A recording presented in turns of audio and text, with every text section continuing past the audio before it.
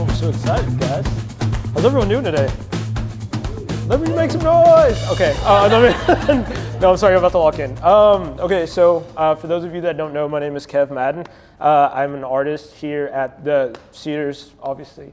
I'm an East Texas resident. I'm from East Texas originally, from Longview, Texas. I graduated from Stephen F. Austin State University with a degree in marketing, and so actually full-time I do insurance, but I do this immediately after work, and so I've had a really good time balancing the two this past 18 months, and so kind of hopping in a little bit. So a little bit about me is I'm an oil painter, I'm a bit of a night owl, and I have decent biceps. Taylor, I know you're jealous.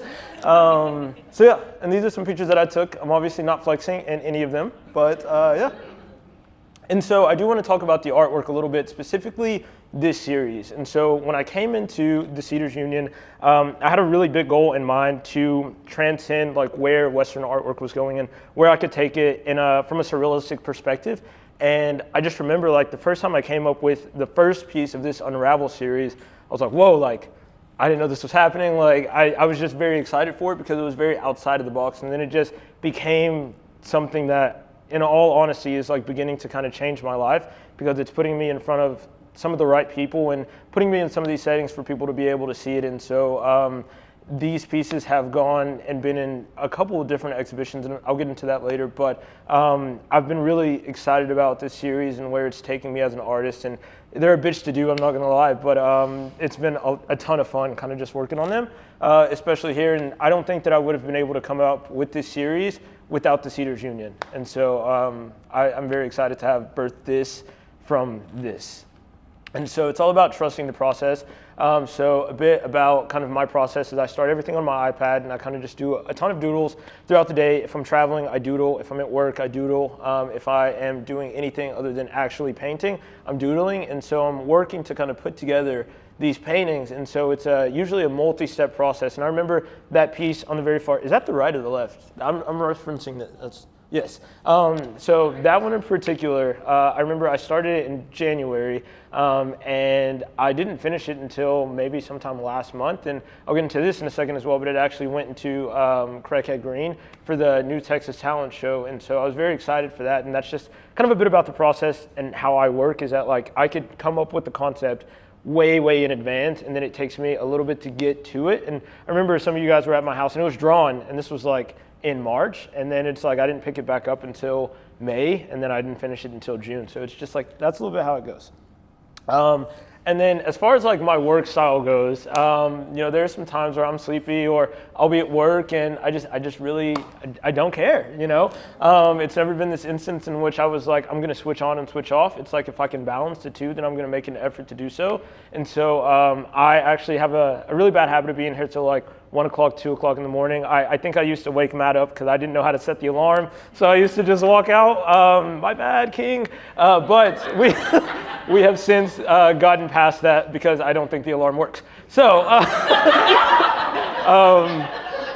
there have also been times in which like I've been in work meetings during like CU Open Studios and things of that nature. So I have that up in the corner as well. And that's just kind of how I do it. And so it's a lot of kind of going back and forth between like this corporate life and this artist life, but I think the balance is I've figured it out, and so it's been awesome. And then kind of just hopping into some of my fave CU events.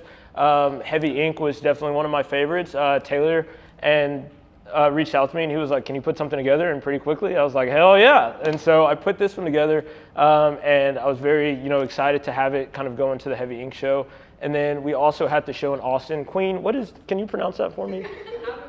Yes, Apophenia. It was a great show. We all went down to Austin. You guys should do that more often with the next cohort. Take them places because that was a blast. And so that's a little bit about some of my favorite CU events. And then I actually kept my plans and my goals in here from when I first started the cohort because I feel like I've changed a little bit as an artist. And so I've done larger works and I've done more surrealism. As far as political pieces go, I don't necessarily think it's my direction to lean more so into political pieces. I think as a black artist, it's always going to be inherently political, and that's whatever, but I actually strive to create something that provides a little bit of escapism from political because that can get very tiring sometimes.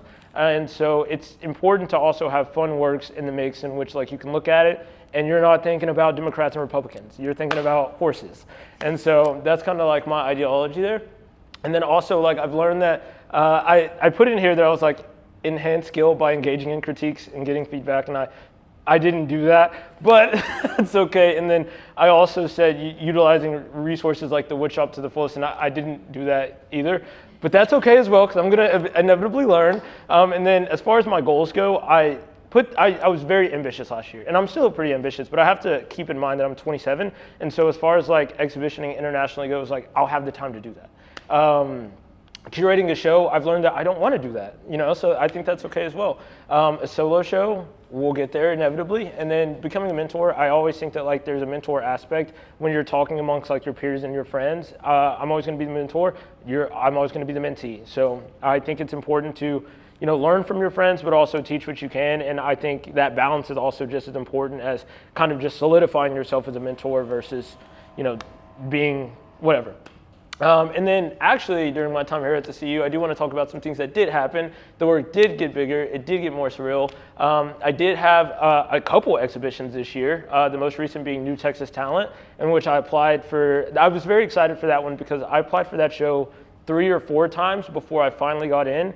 And we had the reception, I think, about 2 weeks ago. And then within that first week, I actually found out that the piece that I had in there sold. So I was very excited about that. Cowboy, Noir was another one that was very important to me because the whole ideology behind that show leans directly into what I'm doing as an artist. And so I had 4 pieces go into that show, and they were kind enough to give me the title wall. And so I was very excited for that. I've done a brand deal, book cover illustration, gallery representation. I think, Taylor, correct me if I'm wrong. And then I also met a ton of really cool and talented people, and I'm talking about everybody in this room right now, and some of the cohort members that aren't here. Like, you guys really ate up this year, and I have been very, very blessed to be surrounded by you guys. And then, so what's next? I have a new studio, going to a new studio at Southside with Katie and Catherine. So I'm very excited about that.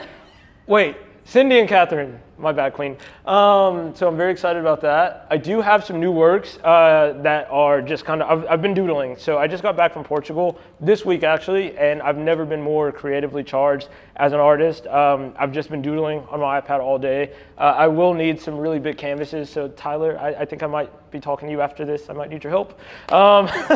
And so, and then it's gonna be the same me. And so I remember when I first started the cohort, or actually beforehand during the interview process, Taylor and Danielle, I vividly remember them asking me kind of what my goals were as an artist and what my trajectory was. And I told them, I thought about it for a little bit because I was gonna bullshit, but then I was like, well, let me not. And I was honest with them, and I told them that I didn't know and that I didn't care, honestly. I have always been one to just really focus on the act of creating. And I know that, a lot of times I present myself to be a little unserious, but I do take art very seriously. But at the same time, it does need to be fun. Because the minute that it stops being fun for me, I'm not gonna be doing it. And so, and I think that reflects itself within the work. I don't want to limit myself as far as like where I can go as an artist. And so I don't want to set those restrictions to be forks in the road along the way. And so that's kind of my thought process there. I put Que Sera down there. What's meant to be will be. My job is to keep creating, and I think that the pieces will fall into place as we continue to go through life.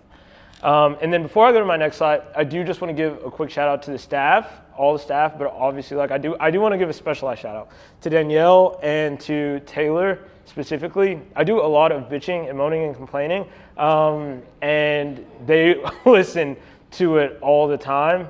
There have been times where it's been very late at night and I never know what I'm doing. And so, but Taylor does. And so I'll call Taylor and I'll be like, hey, this is what's going on. Can you help me with this? And he'll answer. And me personally, like if I was off the clock, I wouldn't answer.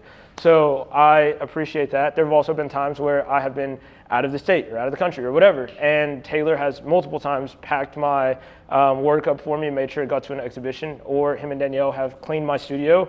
That's always dirty. And so I really do appreciate, y'all's help with everything.